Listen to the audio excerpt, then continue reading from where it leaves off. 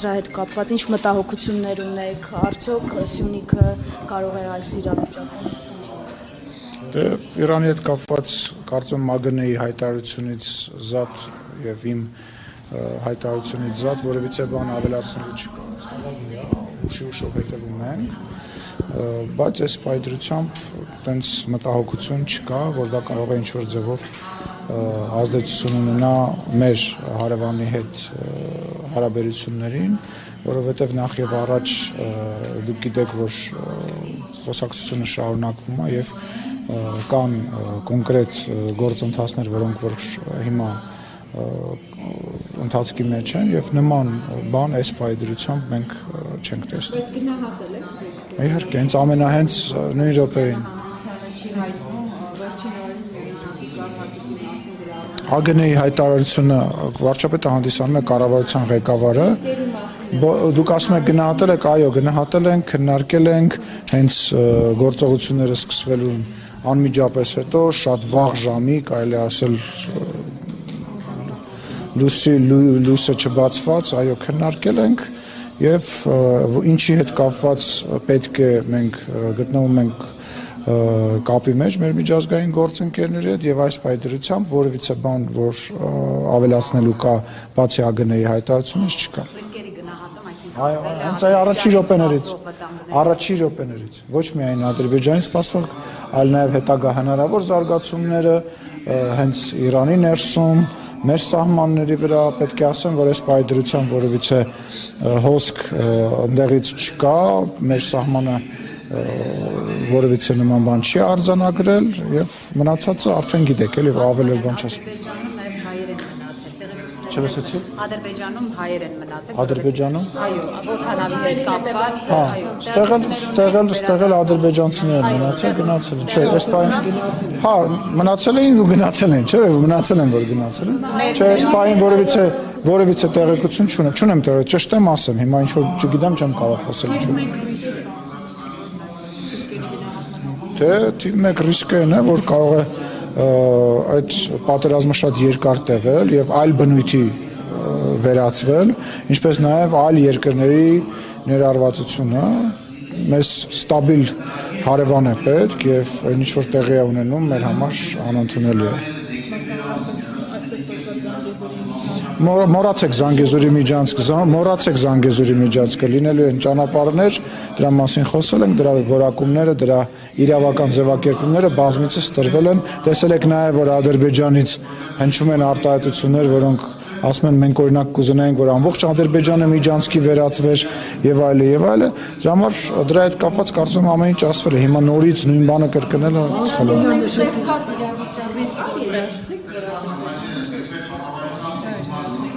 Լուսինե ջան, ես քաղաքական առումով եմ ասում մոռացեք եւ ռազմական առումով էլ արդեն ռազմական գերատեսչության ղեկավարը կպատասխանի, այդ խոսակցությունը փակված է եւ այդ խոսակցությանը վերադարձ ոչ այն ժամանակ ա եղել, ոչ հիմա կա, ոչ էլ ապագայում կարա լինի, դրա հետ կապված իրանք հայտարարություն են արել, մենք մեր դիրքորոշումը ասել ենք, իրանք զարմանքով են մոտեցել, Ադրբեջանի նախագահը ասել է ես զարմանում եմ ընդհանրապես դուք ինչի եք դրանից այդպես վատ վերաբերում, Ադրբեջանի պաշտոնյան, որը որ զբաղվում է իրենց արտաքին քաղաքականությամբ եւ հանդիսանում է իրենց ցելը, որ ինչ են հայերը այդպես ցավագին տանում, մենք կուզենայինք, որ ամբողջ Ադրբեջանը լիներ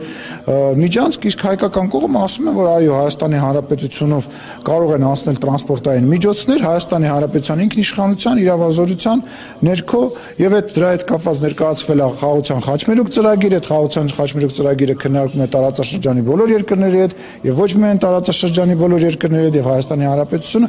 այո պատրաստ է բոլոր երկրների հետ, ինչպես Իրանի հետ եւ Վրաստանի հետ ունենք բաց սահմաններ մեր իրավազորության եւ օրենքների հիման վրա, դա անել որևիցե նոր բան մի փնտրեք, չփնտրեք ու մի խոսեք։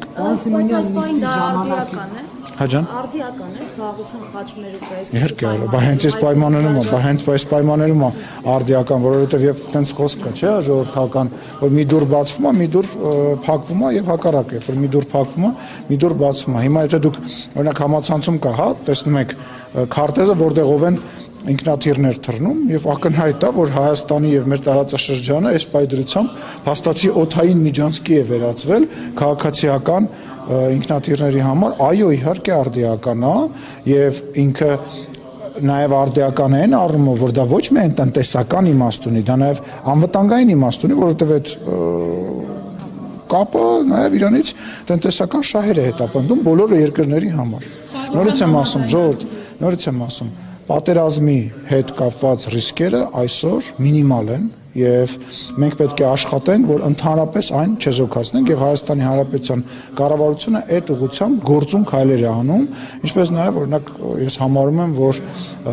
նման գործուն քայլերից մեկը հաջես հայտնի վարչապետի նախատեսվող այցն է Թուրքիա, այո, հաստատում եմ։ Եկեք այդ հաստատեցի, բայց մնացածը արդեն վարչապետի գրասենյակի։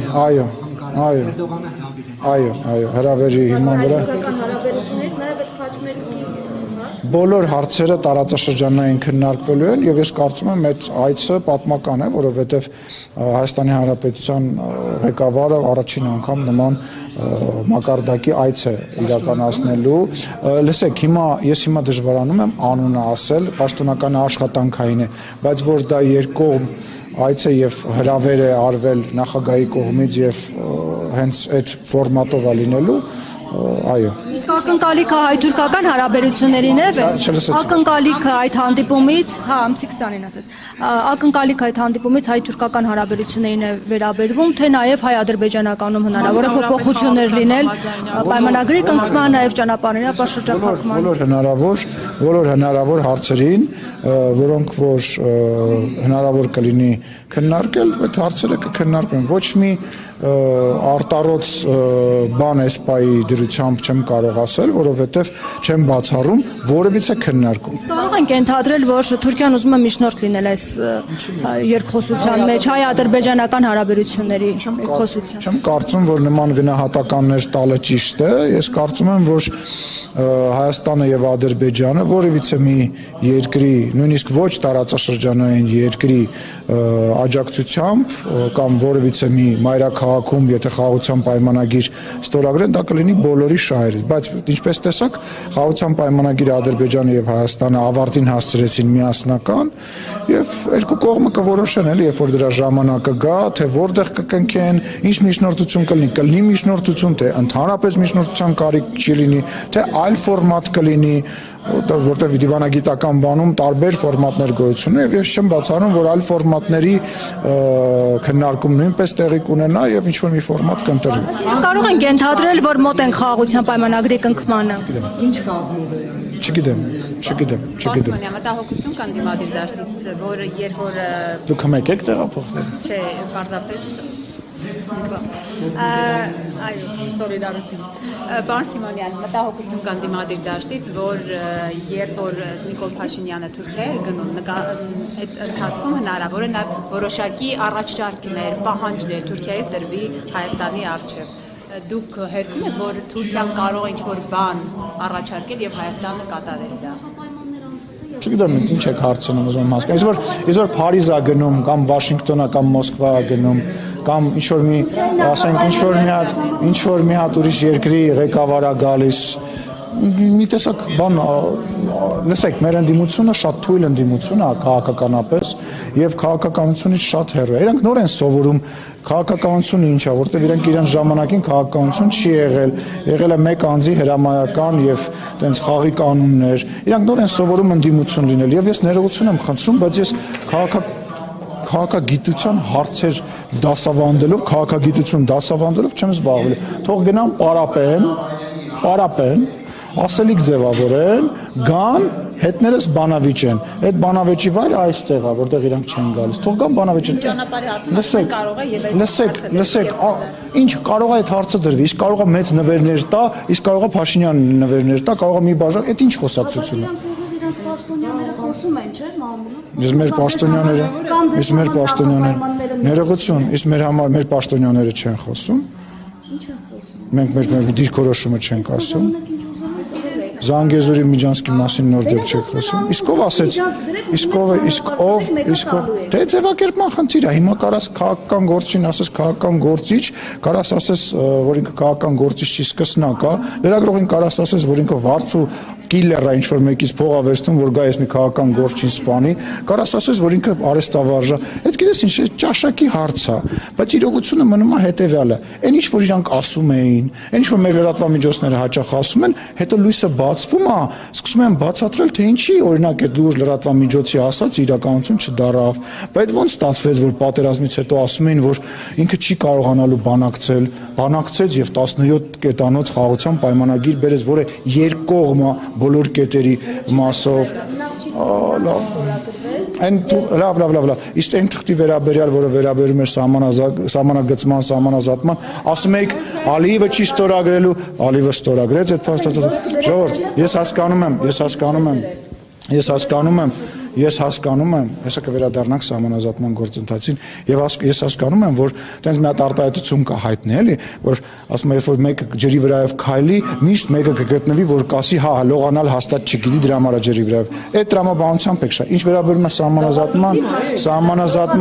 սահմանազատման եւ սահմանագծման հետ կապված, դա մեր մեծագույն հաջողություններից մեկն է,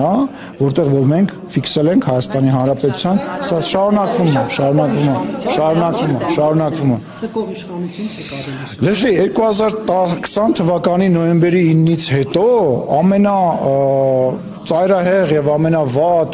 գնահատականներով էլ սկող, էլ պարտված, էլ դավաճան, էլ հողատու, ինչ տեսակի բան ասեցին, չէ։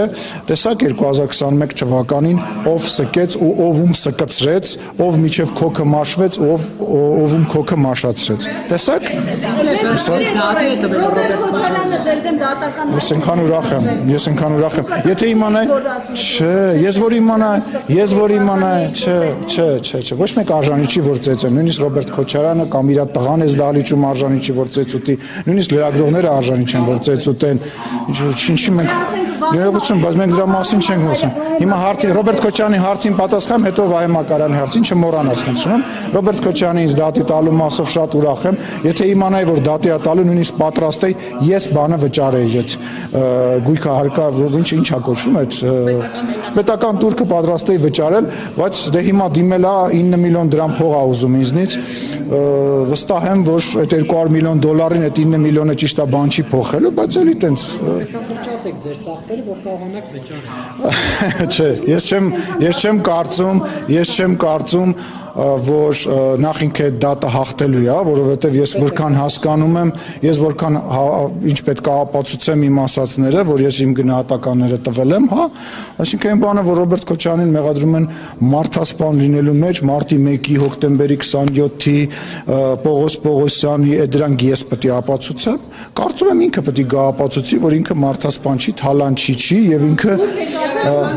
մենք հիմա դատական նիստ ենք, լավ, մենք հիմա դատական նիստ է։ Դու որպես մարդ, որը ինձ պարտվել ես դատական նիստում, հասկանում եմ, որ դրանք լավ գիտես,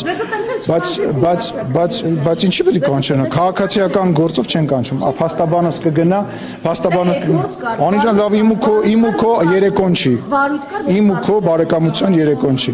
մնացածի հետ կապված քո գործընկերները հարցնում, հա։ Ժողովի տարածքից պատգամավորի անցափթով ներս մտած լրագրողին Վահեին, հա, անվտանգության աշխատակիցների միջոցով դուրս հանել ինչքանով էր տեղին բաց։ Տեսեք, գոյություն ունի կանոն, որով որ լրագրողները կարող են գործել ազգային ժողովում։ Այդ կանոնի համաձայն դուք օրինակ հավատարմագրում եք ստանում եւ հավատարմագրվելով կարողանում եք ձեր գործունեությունը իրականացնել։ Երբ որ падգամավորը անցաթուղթ է իջացնում, դա նույնպես ունի իր կանոնները։ Այդ կանոնների մեջ ենթադրում է, որ օգնականը գալիս է, ուղեկցում է անձին падգամավորի սենյակ եւ հետո ուղեկցում է սենյակից դուրս։ Ձեր նշած անձը եկել էր նստել էր բանի այդ հանձնաժողովի նիստին եւ լրատվական գործունեություն էր իրականացնում։ Հիմա կարելի է վերջացնեմ, ժողովուրդ կլինի վերջացնեմ։ Հիմա եկեք sense մի բան պայման։ Ինչով է ձեր նշած անձը ավելի մեծ առավելություններ ունենում ձեզանից, որ դուք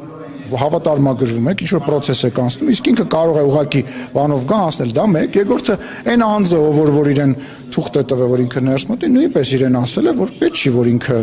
գա մասնակցի եւ խնդրել է, որ իրան դուրս դնել այս process-ին, Գեգամ Մանուկյանն է այդ անձը, ես անձամբ զրուցել եմ իր հետ, ուստի ստացվում է, որ ձեր նշած անձը ուղղակի ներսի կանոններն է խախտել եւ ներսի կանոնները բոլորի համար նույնն են։ Վերադառնանք Նարեկ Մալյանին, ասեք լսում եմ, ինչ եք ասում։ սենյակ, այդ դեպքում Մենք պարոն Աղվան Վարդանյանից կամ պարոն Մամիջանյանից որևիցե բողոք չենք ստացել եւ որևիցե ակնհայտ էր, ումից էր պես տանալ ասենք ակնհայտ էր։ Ինչ կանոնը։ Նախ Նարեկը Մալյան չէր եկել լրագրողական գործունեություն իրականացնում 1, երկրորդը։ Ինչի տանենք Մամիջանյանի սենյակ։ Նարեկին Մալյան հանել են։ Ախր Գեղամն էլ չէր ուզում որ գնա իր սենյակ, Գեղամ Մանուկյան նույնպես ասում էր որ սխալ է։ Ժողովուրդ, տեսեք, վերջացրեք այդ ես հասկանում եմ ձեր ցանկությունը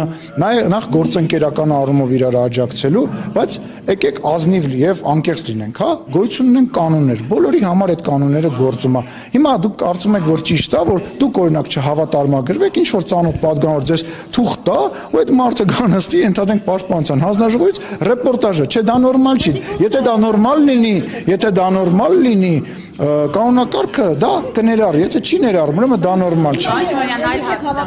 Լավ էլի, խնդրում եմ։ Քաղաքացիական պայմանագրի Անիծված է։ վարչության անդամի քաղաքացիական պայմանագրի վարչության անդամի տեխնատուներ են առաջադրվում։ Դուք նախ առաջադրվել եք եւ ինչ կազմ է, ովքեր են առաջադրվել, ովքեր չեն լինի։ Կարծում եմ կոռեկտ չի որ ես ասեմ թե ով չի առաջադրվել։ Դուք առաջադրվել։ Ես առաջադրվել եմ, ես կարող եմ խոսել միայն իմ մասին, ես առաջադրվել եմ։ Դե թող հələ կազմը ընտրվի։ Չեմ կարող ձեր հարցին պատասխանել։ Դե կգաք, կեղծ ոչ որևիցե բան չի կեղծվել, որևիցե բան չի կեղծվել, եղել են խնդիրներ, դրա համար եղել է վերահաշվարկ եւ պարոն Թորոսյանը, որի անունը դուք հիշատակեցիք, նույնպես վարչության անդամ է ընտրվել եւ այդ այսպես ասած արդյունքները ընդունել է, իսկ ինչ վերաբերվում է արդյունքներին կգնայեք, էլի դուք այնտեղ եկելնելու տեսախցիկ է։ Չեմ կարող թիմը ասել, այո, կազմը կմեծանա, կանանց քվոտա ենք ավելացրել, որ կանայք շատ ավելի շատ ներգրավված լինեն, էլի։ Դուք հավակնում եք վարչության նախագահի աշխատանքը։ Լսեք, անկեղծ չէ, որովհետև այդ աշխատանքը ինձ շատ է, էլի։ Ես չեմ ուզում, ես առանց այդ ծանրաբեռնված եմ, ինձ դժվար է հաճախ վարչության նիստերին մասնակցել։ Բայց մենք ստեղծման օրվանից առնվազն 3 այլ տեխնատ բան ենք ունում։ Պապիկյանին մի բան դրեցիք, հետո Նիկոլ Փաշինյանը վտանգներ տեսավ, այդ էլ վերցրեց ձեռքը։ Չէ, չեմ կարծում, որ նման մտահոգություն կա եւ նման մտահոգություններ երբևիցե եղել է։ Ես ձեզ ասել եմ, ձեր մտածելակերպը մեզ համեմատել մնացած կուսակցությունների հետ մի քիչ սխալ է, մենք շատ բաց ենք եւ Արայիկ Հարությունյանն ա եղել մեր առաջի կուսակցության վարչության նախագահ Սասուն Միքայելյանը, Սուրեն Պապիկյանը եւ միշտ տեխնատուներ են ունենում։ Ես ձեզ ասեմ, վարչապետը ինքն է հրաժարվել այն դեպքերում, երբ որ ինքը չի եղել, ինքն է հրաժարվել եւ այս անգամ էլ երբ որ ես եմ իրան առաջադրել որպես վարչության նախագահ, այս ընտրություններից հետո վարչության, որը որ ինքը դարավ, ես ակնկալում էի որ էլի հրաժարվել է եւ դրա համար մի հատ երկար տեքստ ասի, բայց այս անգամ համաձայնեց ու ես կարծում եմ այդ պատասխանատվությունը վերցնելը ճիշտ է։ Չգիտի, ինչը։ Այո, իհարկե առաջադրվել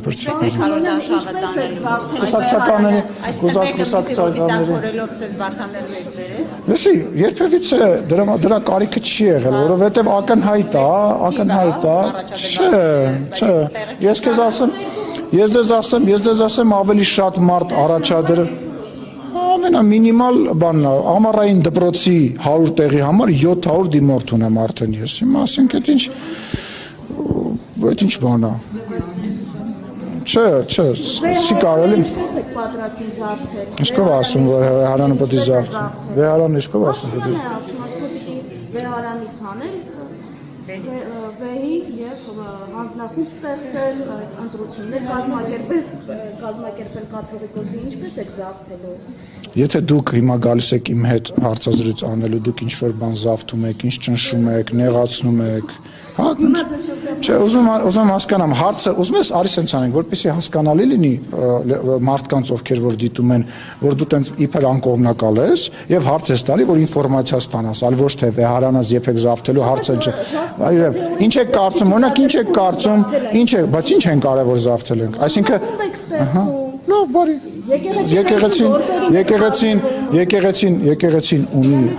Եկեղեցին ունի հատուկ կարգավիճակ եւ սահմանությամբ սահմանված է որ ունի հատուկ կարգավիճակ եւ Հայաստանի Հանրապետությունը բնական է պետքա իմ նաև կարծիքով իր դերակատարում ունենա այդ կառույցի մեջ եւ դա մեր կարծիքն է գիտես ինչ Սահմանությունը գրած է որ մենք որևիցե կարծիք պետքա չունենանք այդ ոնց արվում սահմանության այն հոդվածը որ ձեզ զեռա տալիս դուք չեք կարող կատողիկոսի ընտրությունները բայց հələ սպասի ինչ ես բայց հələ սպասի ես ինչ խումբ ուզենամ կարամ ստեղծել այդ դուք կարաք 4-5 հոգով հավաքվեք ասեք մենք 3 հոգով հավաքվում եք կամ մի հոգի ինտերնետա ձեռան գնում հայտարարում է որ ինքը լրագրող է ես պետության բարձրաստիճան ներկայացուցիչ չեմ կարող ասել որ ստեղ խնդիր կա եւ ես ուզում եմ պետությունը ուզում է այդ խնդրով զբաղվի տեսեք շատ կարեւոր է այդ մենք մշտապես խոսացել ենք որ այդ կառույցի հետ կապված բազմաթիվ խնդիրներ կան այդ կառույցը հիմնված է հարգանքի վրա այդ կառույցը հիմնված է հավատի վրա հիմա դուք եկել եք ինձ հարցեր եք տալի հիմա ես ներողություն եմ խնդրում ձեզանից եւ մի հարց ունեմ ձեզ հռետորական հարց ունեմ ձեզ արդյոք դուք sense համարցակ լրագրողներով այսինքն խելացի լրագրողներով երբևիցե հարցրել եք կաթողիկոսին կամ որևիցե սրբազանին այնուամենայնիվ երեխա ունի թե չունի ես մի հարց եմ տալի գնում եք հարցնում եք կարամ խոսեմ գնում եք հարցնում եք ձեզ կներեք ներողություն եմ խնդրում լապշա են կախում եւ ասում են գիտեք ինչ այդ հարցերն են որոնք չեն տրվում եւ արդյոք ու սկսում են կոսմոսից խոսալ հիմա ասենց լավերով լրատվական դաշտի համարներով խելացիներով մի հատ խնդրում եմ ձեզ կարող եք արդյոք այդ ինֆորմացիան բերել ինձ պետք չի ես գիտեմ որ ունի եւ մեր հանրությանը ներկայացնել տեսեք լսեք եթե գերակահարց չի ուրեմն դա կմնա եւ կմարի բայց այդ հարցը չի մարելու ընդհակառակը 2010 սաղ աշխարհը գիտեմ ասել 2018 թվականից սկսած այդ խնդրեմը մշտապես եղել կարամ խոսամ Էրիկա Անտատես այդ խնդրեմը մշտապես եղել է ու մշտապես իշխանությունը 2018 թվականից սկսված փորձել է դրան չանդրադառնալ բայց այն ամեն ինչ որ կատարվում է հիմա ժողովուրդ առնվազն պետք է Հայաստանի Հանրապետությունը հայ ժողովուրդը ունենա նոր կաթողիկոս ինչ որ չափանիշներին համապատասխանող Իրանք իրար մեջից կընտրեն ներողություն քաղաքացիական պայմանագրի լուսինե քաղաքացիական պայմանագիր կուսակցության վարչությունում չի ընտրվելու այդ կաթողիկոսը այդ կաթողիկոսի չափանիշների նոր կաթողիկոսի չափանիշների մասին գրված է հենց իրանց կանոնակարգերում եւ ախր այդ իրանք չեն լուսինե իրենք չեն դուք հասկանում եք իրանք խնդրեմը կայանում է նրանում որ իրանց ընկալումը եւ այդ ընկալումը որ իրանք ներշնչել են ձեզ ու որոշ որ մեր քաղաքացիներին որ եկեղեցին իրանց բանն է դուքյանն է որ եկեղեցում իրանք կարող են անել ինչ ուզում են ինչ հնարավոր է անել բայց երբ որ գալիս ասում ես գիտես ինչ եղբայր սա իմ հավատի չընդհատես եւս կվերջացնեմ որ երբևիցե քեզ հարցազրույց չեմ տա երբ որ որևիցե մեկին չեմ տա այդ կարգ ու կանոնը հերիք եղավ ինձ ընդհատեք ոնց բա ինչ պիտի անեմ ձեր դասատուն չեմ որ ձեր դասատունը լինի տենց չէի կանի եւ յուրաքանչյուր հավատացյալ մարդու համար տհաճ է որ մտնում ես միտեղ որտեղից քեզնից փող են մուրում ես նկատի չունեմ այն մարդկանց ասեցի չընդհատես Երբ որ քեզնից գայս ասում են դե երկշախմբին էլ 50000 դրամ էլ պետք է երկշախմբին կա Սուս մի րոպե բանը սարկավագին էս ինչը ես եկեղեցին չեմ թիրախավորում դուք ես ներողություն եմ խնդրում ես բարձրաստիճան պաշտոնյա եմ այո բարձր երբ որ դու ինձ հարց ես տալիս դու Հայաստանի Հանրապետությունն ես թիրախավորում դուք քաղաքական դուք մի հատ հարց եմ տալիս քաղաքական պատասխանատու ես հավատացյալ մարդ եմ իրանք էլ հավատի հիմա այդ մարդիկ սեքսով կարող են զբաղվել թե չեն կարող այդ մարդիկ դա այնքանով է իմ գործ անի սպասի դա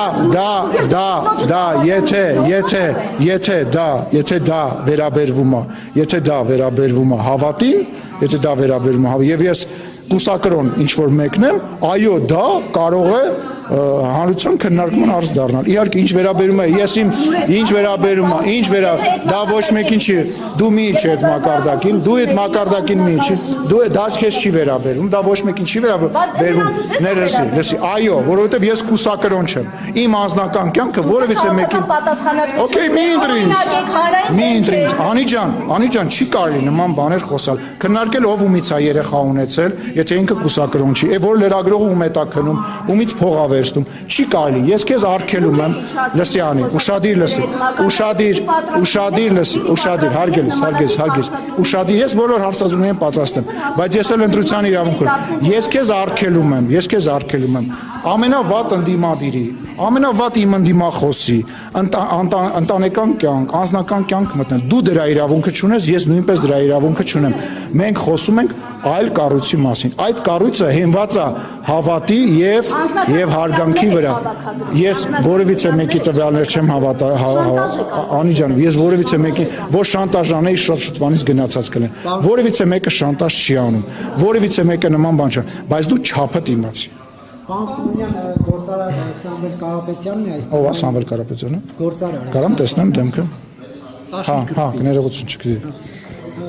Իստված մեջ է, ես գիտեմ մեր մոտ ինչ-որ պլան է։ Նա ասում է, որ մի փոքրիկ խմբակ մոռանալով հայոց պատմությունը, հայ եկեղեցու հազարավոր տարի պատմությունը հարձակվել է հայ եկեղեցու, հայ ժողովրդի վրա եւ ասում է, եթե քաղաքական գործիչներին չհաջողվի, ապա մենք մեր ձևով ենք միջամտելու եկեղեցու դեմ արշավին, սա ինչպես է մեկնաբանում, մենք մեր ձևով ենք միջամտելու։ Չեմ ուզում մեկնաբանեմ, որովհետեւ եկեղեցու հայ առաքելական եկեղեցու դեմ որևիցե մեկը որևիցե բան չի անում, մենք բոլորս հանդիսանում ենք հայ առաքելական եկեղեցու հետևորդներ եւ պարոն Կարապետյանի դիտարկումները կարծում եմ տեղին չի։ Այլ հարցեր կան։ Շնորհակալություն։ Հաջող։ Սկելու եւ սկացնելու։ Ով էր սկում։ Դուք ասած պիտի լողան։ Այո, որ լինեն մարդիկ, ովքեր որ քայլում են ջրով, կասեն որ վերջացնում։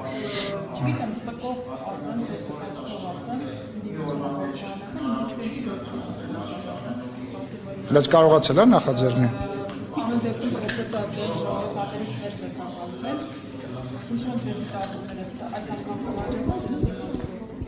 Ծիծաղելի գործընթաց է։ Ես զարմանում եմ Սերժ Սարգսյանը ոնց է այդ գործընթացին տենց սատարում եւ Ռոբերտ Քոչարյանը ոնց է ձևանում, որ իրենք այդ գործընթացին տենց այդ խաղը անկեղծ ասած տենց պոպկորնը ձեռներս նստած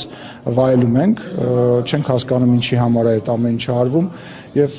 անկեղծ չեմ հասկանում։ Գիտեք ինչ, մեկ-մեկ նստում մտածում ասում ես, լավ, բա ինչ վերջը, ինչ, այսինքն պլանը որն է, անկեղծ ասած ժամանցային բան է դարել որից։ Ձեզ սա ինչ-որ քաղաքական նպատակ հետապնդող գործընթաց է, թե գործընթացը ուղղակի ընդդիմադիր կողմի մեջ։ Դե ոնց կարա քաղաքական նպատակ հետապնդի։ Ուզում հասկանամ այդ նպատակը որն է։ Իրանք ենթադրում են, որ ինչ-որ ձայներ են հավաքի կամ ինչի է բերելու, ասենք իսկի դարից չեն գալի, նիստերի չեն գալիս, հիմա ընտրություններն 350 օր բան է մնացել մոտավորապես, հա, ուզում հասկանամ այդ ինչ է։ Կարող վերջում այդ խաղի մասնակից դառնալ։ Անիջան, սեփական չափանիշներով ես չափում, հերիք եղավ, բոլոր հարցերի մեջ քո սեփական մտածելակերպը, լսի, քո սեփական,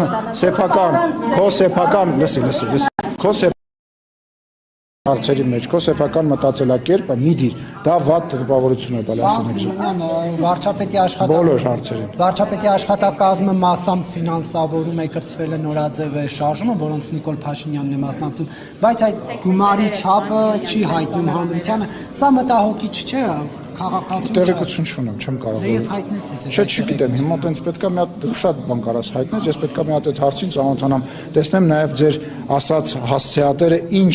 պատասխան է տալիս։ Մամուլ չեք կարդում երեկվա։ Կհավատաս, արդեն շատ բաներ չեմ կարդում, որտեվ ես եմ հիմնականում մամուլի հիմնական վերնագրերը ստեղծում, իսկ ես ինքս ինչ չեմ կարդում։ Հա, մի օր համեմատական կանցկացնենք, կտեսնենք որևիցե այլ լրագրող կամ քաղաքական գործիչ, բացի մի քանիսից, ով է ավելի շատ վերնագիր տալիս, եւ ես քեզ վստահեցնում եմ առնվազն ես միշտ կան։ Լուսինե ջան, նորից եմ կրկնում, արի, շմայսի մասին խոսացիր, իմիջիայից պետք չի մարդուն տենց ածականոտ։ Առաքել Մովսիսյան ասեք, շատ լավ, Առաքել Մովսիսյան, տալիս է, չէ՞։ Նիկոլ Փաշինյանին էլ կհորդորեք, որ Շմայիսով չդիմի այլ անհասկանալին։ Լսեք, նախ կբերես կտենամ որ դեմ տենց դիմել։ Ես որևիցե մեկին երբ որ ինչ-որ բան հորդորում եմ, ես դա անում եմ այն ժամանակ, երբ որ գտնում եմ ճիշտ։ Եթե գտնեմ ճիշտ, այո կհորդորեմ, բայց ով ինչ ասում է, իր վրա վերցնում է այն պատասխանատվությունը, ինչ որ ինքը ասել է։